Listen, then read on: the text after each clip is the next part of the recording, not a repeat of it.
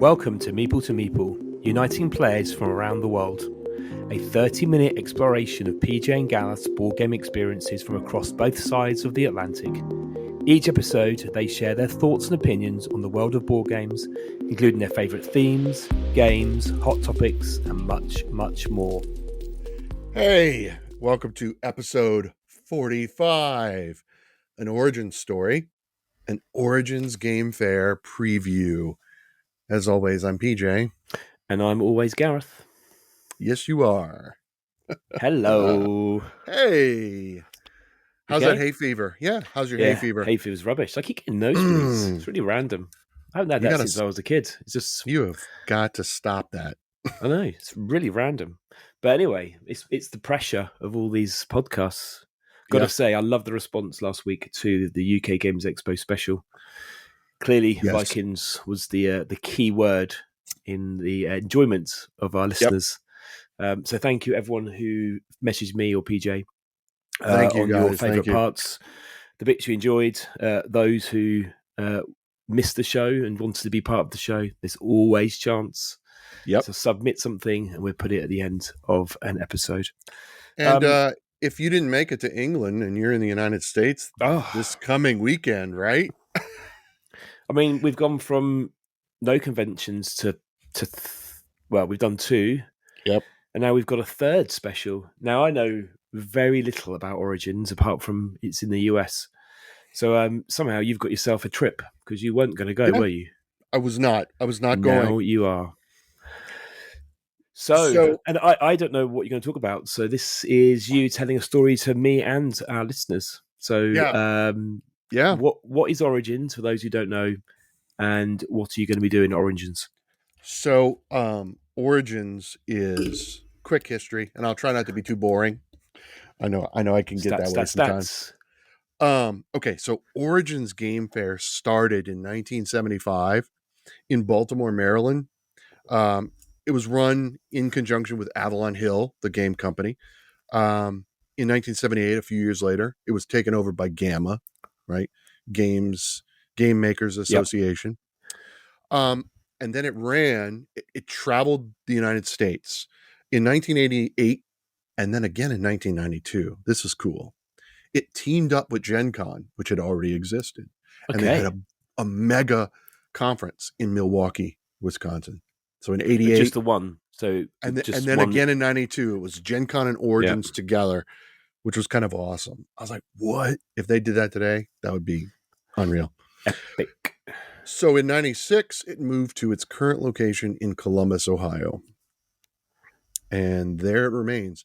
I was looking at, since 96, in terms of size, in terms of attendees, they range between 10 and 20 to 25,000 attendees per year, right? And then after our UK Games Expo special last week, I think that Origins is like the American version of that. It's feels about the same size. Yeah, I think very similar. It has a big vendor hall, but not too big. It's very focused on the gaming. There's a games library. There's open gaming spaces. I mean, there's events and things of that nature too, but it's a lot more like UK Games Expo. Yeah. And from what I can tell, having not been there yet, but yeah. So that's Origins in a nutshell. And have you been before? Once. I went for one day before the pandemic, and I haven't been back. It's not. I was just looking at the map. It's not too far.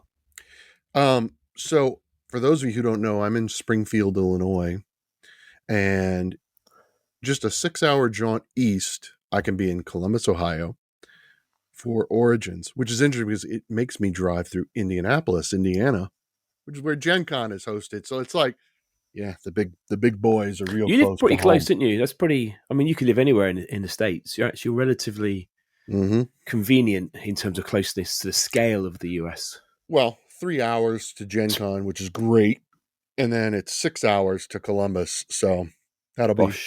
Yep, that'll be cool. Do you say you're driving? I am driving. So I am driving. So I wasn't going, but I am now. So How come is it just you going? It is just me. And are you going for all 3 days? I'm going for all 4 days. 4 days. Thursday, Friday, Saturday, Sunday. But I have to be there Wednesday evening. Okay, so it's 5 days. It is. It sort of is. So, okay. So here's how the story goes. So what happened? So our dear friend, Michelle, at the Treasure Bell on Instagram. Yep.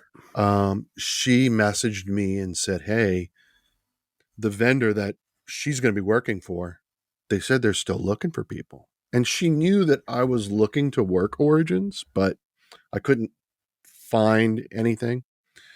So I said, well, let me give you my email address, forward it to whoever your contact is. Tell them to email me. Let's do it. And this all happened like fast. Okay. This was like Thursday. I left work Thursday evening. When I got to work Thursday morning, I was not going to Origins. Thursday evening on the drive home, talking to my wife, I'm like, so I want to go to Origins, and here's the deal. Yeah. So I'm like, my hotel's covered, parking is covered, the badge, and I'm going to be paid an hourly wage to work the booth. Which booth? I will be working for Wise Wizards Games. Which is Star Realms. Star Realms. So Star Realms, Hero Realms. Epic card game. Kapow, which our friend Craig, Get Into Games, is a real big fan of. Kapow. Sorcerer. And Robot Quest Arena. That's their big titles. I will be teaching one or more of them. I have no idea which. I haven't gotten my assignment yet. But I've got to get there Wednesday evening, report, get my assignment, throw us in a hotel room. They're going to say, this is what you need to do. And they tell us what to do. And Thursday, Friday, Saturday, Sunday, I'll be working the booth, teaching games and saying hello to people. Do you get time off to do some show, or is there a little bit of break time? I think I get off before and after. I think I'm going to be working, although like I don't morning know. Or after, like a longer day. I think I'm working the vendor hall from open to close. That may not be. With a lunch break. Surely you eat. Probably. Stuff eating, go shopping. Exactly. So Treasure Bell and I, we've been messaging each other back and forth. It's like, we're going to be the Wise Wizard team. And I even have like a sorcerer wizard's hat from Mardi Gras in New Orleans. I'm probably going to wear that because I got to, get into the spirit. And have you played Star Realms? I've played Star Realms. I've not played Hero Realms. Oh, I can help you because I've never played Star Realms, but I have got Hero Realms. Well, there you go. So which is quite surprising. I've never. Well, maybe because it's space themed, and that's why I probably built Hero Realms because it was more D&D themed. Yeah, fantasy themed. Probably so. So that's what's going to be happening. I'm going to be at Origins working this booth, and I've already had a couple of people DM me and said, "Oh my God, you're going to be there. Let's meet up." The really big news, hopefully it goes well, is that I've made contact with another podcast team, the Gamecasters. Okay, those guys are great. Yeah. So Natalie and Jeff and Ryan will both be all three of them will be at Origins. One of them will only be there on Friday, so I may not be with all three of them, but we've agreed that at some point we're going to get together, do a 5 or 10 minute little recording segment for our next episode, which will be a recap, kind of like our UK Games Expo. I'm looking forward to it already. So you're going to take a mic, do some hookups. I'm taking a mic. Some sound bites. I'm going to do the same thing. I don't know how many vendors I'm going to get because I'm maybe working the vendor hall, but I feel like I'll have access to vendors and be like, well, if you don't get the Star Realm guys, Wise Wizard Games, Wise Wizards. If you don't, I'll be disappointed. You need to give a big high five, virtual hug, well, not virtual hug, a real hug to Gamecasters guys because they've always been hugely supportive of my channel on Instagram and said many a kind word in their podcasts. So I'm always grateful for those guys' support. Absolutely. That's amazing. I can't wait to see the photos. It's going to be awesome. Are there any releases at Origins? I don't keep close to it. But I know usually that's the first point in the year that games start to materialize. I guess I've been so excited and fixated on who am I going to see. I don't know what's going to be released. I know there will be because there's some awards. There's like the Origin Awards. In fact, I think I've got it popped up here. Nope. I'm on it now. You got it? Oh, you looking at it? Yeah. It's like Mission Impossible. There's totally something. AHAU, Rulers of Yucatan. Looks like that's got the hotness. Yep. And Tribes of Wind. I don't know why that's hot. I picked that up at Games Expo. Did you pick up Tribes of Wind? I have. I set it up today. I learnt it, but then there was nobody here to play it with, so I put it away. But so basically, I punched it. It's Father's Day today. Unfortunately, they went out for driving lessons. There's Inafix at Darwin. Oh, I didn't say about Distilled is there, which I nearly bought, but then I didn't at the Games Expo. So I know Paverson Games is going to be there. Yeah. So I was asking some people. I was like, "So guys, if we're going to game, because I know I'm going to game with Shelly from Michiana Board Gamery. That's going to be fun because she was just featured in a local newsletter or newspaper about her efforts in connecting board gamers in Southwest Michigan. So we're going to meet up with her, and we talked about, do we bring Obsession or Distilled? Because I've got the big fancy Distilled, and I'm ready to play and teach people. So I'll probably bring Obsession and Distilled for anyone who's listening. If you're going to be at Origins, find me at Wise Wizards. Mention the podcast Meeple to Meeple. I'll have a little something special for you. Oh yeah, you do, don't you? Yeah. And then maybe we could play Distilled, or of course Obsession. Yes. Did I tell you I've stuck all my stickers now on my copy of Obsession that you so kindly gave me? You did not tell me. I've been waiting for you to. I shall. You're going to have to. I did that a few weeks ago and thought I must take photographs. I'm now ready to play Obsession again. I've waited that long just so that I could not play it without the stickers, and they are beautiful. Thank you very much. You got to do it. You were very welcome. You were welcome. Yeah, So that's Origins, right? Earth is Origins. Up there. Yep. I have played Earth twice yesterday. I think once in a week. Yeah. You are not wrong. It is just a thing of combination, combatastic excitement. So Katie and I are playing Earth with Gosia, Wingspan Girl, on Board Game Arena. Now, here's the problem. I played Earth once at Geekway, so I didn't master all the rules, right? And I'm using my phone to play, so I'm like scrolling back and forth. And it's terrible. They're killing me because I'm I don't know what's going on. I don't remember. I end up playing all my cards out on the table, the ones I haven't played. Yeah. I've actually, I mean, since last week's episode, since the Games Expo, I think we've nearly now played everything that we brought back. What can I talk about? Played Marrakesh, which is a Queen game. Yep. Remember seeing it, had a quick run through. Thoroughly enjoyed that one. We've been playing a few more games of Zuli. You know, the one with the...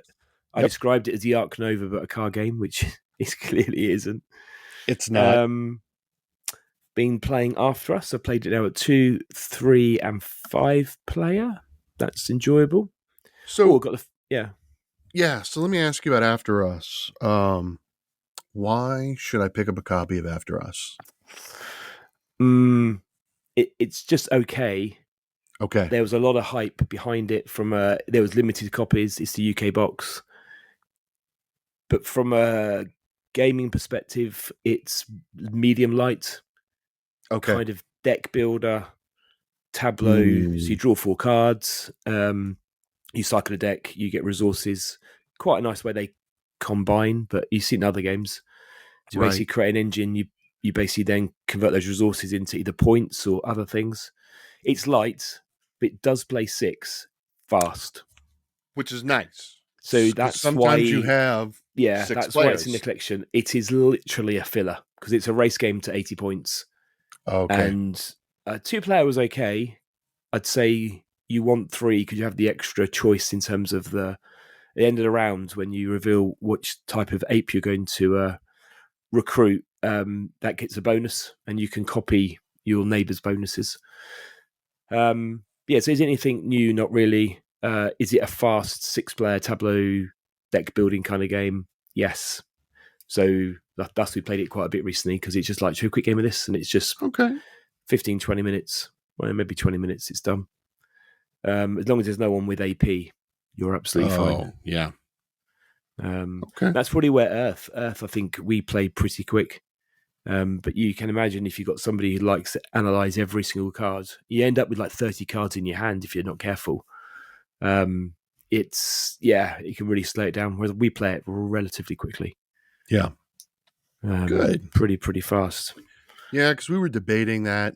Katie's like, I don't know about this After Us. I mean, there's a lot of buzz after the Games Expo. You also, and I'm a little upset, but that's okay. You got a copy of Outrun the Bear, a game that Katie and I play tested and backed on Kickstarter. Haven't gotten our copy yet. Haven't you got a copy? It has shipped. It has shipped, but you got it first. And you got to play, right? So my question to you is, do you play it because you don't like mean games, and the game is super mean? It is super mean. Do you play it mean, or do you play it kind?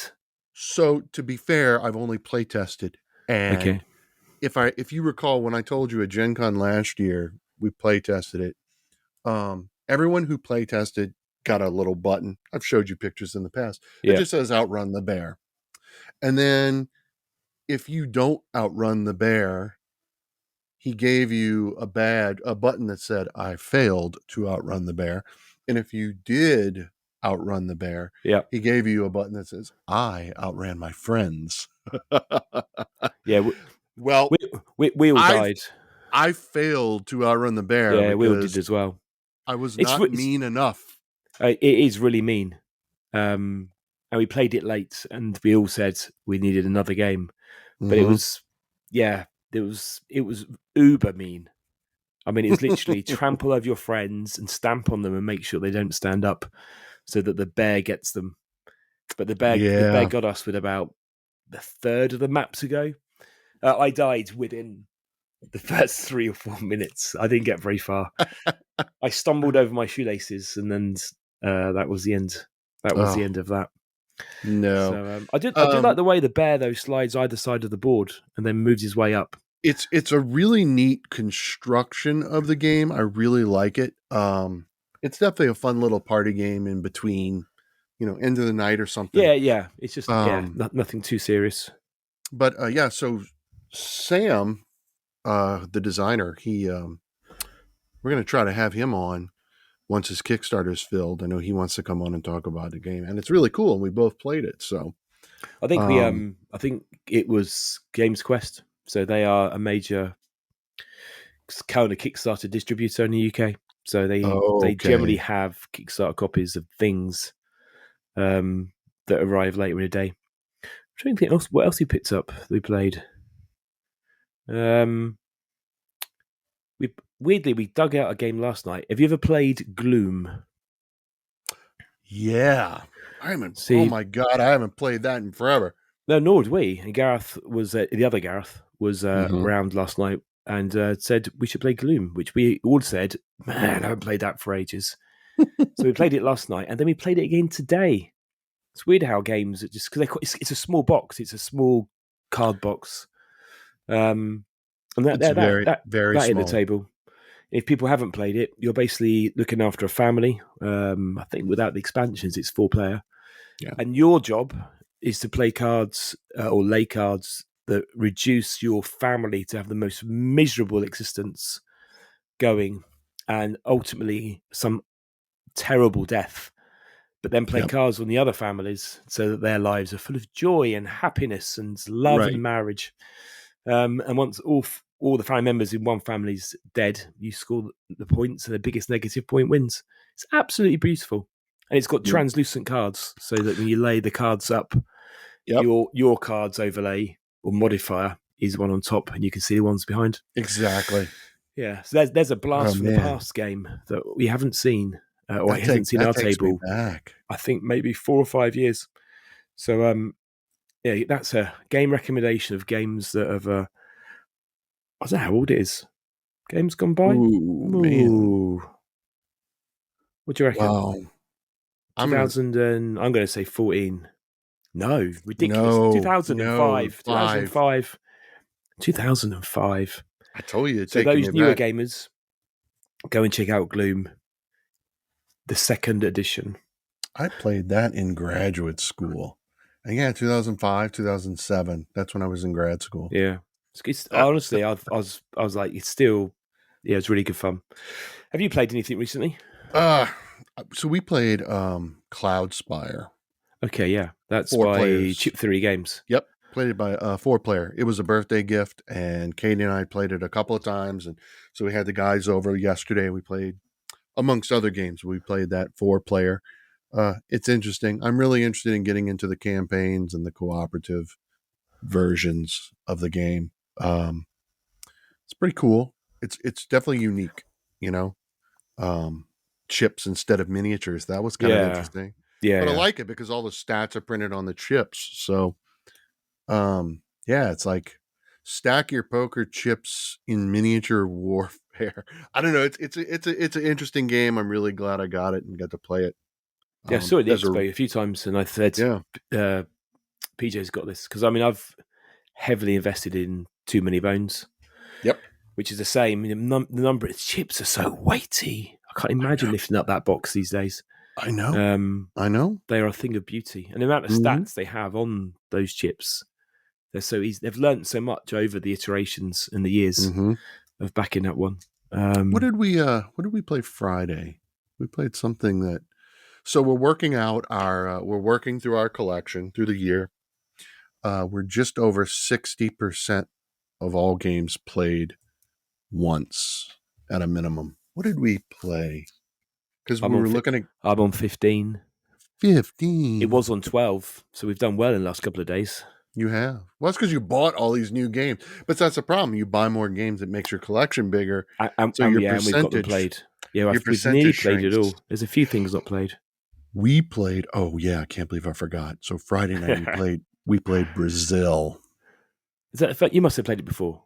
Yeah. Oh yeah. Yeah. I got it on your recommendation. Yeah. But, we played it at 3 players. And how's it? I've only played it at 2. I can guess it gets better with. It's better with more players. It has to be. It's so good. Yeah. It was really, really a lot of fun. Yeah. I was glad we got to play that again. And then we hit up Quacks of Quedlinburg. I'm so glad to have that game. That game is so much fun. I sold mine. What? I love these moments. Oh God, you stress me out. And then Kira found out, and then she said we should buy the big box because then we've got all the expansions. And I got the look of. I was like, yeah, it's a good game. Just didn't get enough plays, but the big box, maybe it would, or maybe it wouldn't. So I got a look. Oh yeah. So we've got the base game and we've got the herbs and witches, and we got that one because it plays up to 5. Yeah. But when we were at Geekway to the West, we stopped at the Meeple Source booth because they were there, and we got the upgraded bits, which make all the difference. I bet. Yeah. Pulling those plastic bits out of your bag instead of the cardboard. Oh, and we got crafting projects. We're going to probably make a shadow box of all the cardboard ingredients that are used in Quacks and put it in a shadow box and have that on the wall somewhere. Yeah, so it's very nice. Fun. So that'll be nice. I can't remember what my justification was. I think it was just another bag pulling game. And so a good one though. No doubt. It just got the coal. However, a game that is entered into my consciousness right here at the very front. Tell me. It's a game called Station Fall, which was a Kickstarter from years ago, which the more I read about, the more excited I become, and the more of I need. No, I don't ever need. No, I do. I do need. Okay. Basically, it's like people describe it as Nemesis, but all the fun parts are Nemesis with the deduction part. Yeah. So plays like, I think it's like 3 to 9, but they say maybe 5 to 6 is 4, 5, 6 is the optimum amount. Okay. But it's kind of you choose your team. Basically, it could be another play where it's just lots of betrayal. So you know how much I love the whole who's on what team of the Nemesis. Yeah, I know so you love that. You got a big station bit. Anyway, so that's on the list. I was hoping a certain child might have snuck it in to a Father's Day present, but it is quite expensive, so I can't ask for everything. To be fair, Father's Day is not over yet. It's too late. We've got the Grand Prix to watch next. But they told you that they were out doing driving lessons. Yeah, they were. Maybe that's their excuse to go out and pick up station fall. There's no games shops around here. What? However, that is on the list of games which have popped into my consciousness this week. Wow. Any games? Okay. So yeah, any games?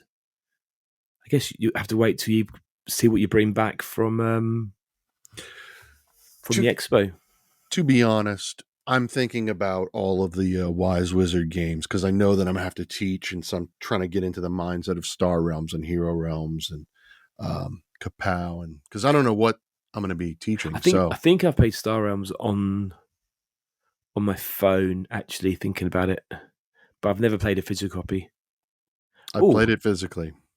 Oh, thinking about this week. Inventions, Vital. How could I forget? We were just talking about it. My goodness. Yes. I'm hearing lots of mixed views. Reading lots of mixed views.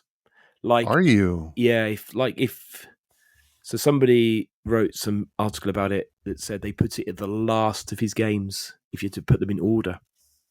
And somebody else did a video review I watched. I didn't watch it. My friend Gareth watched it, actually.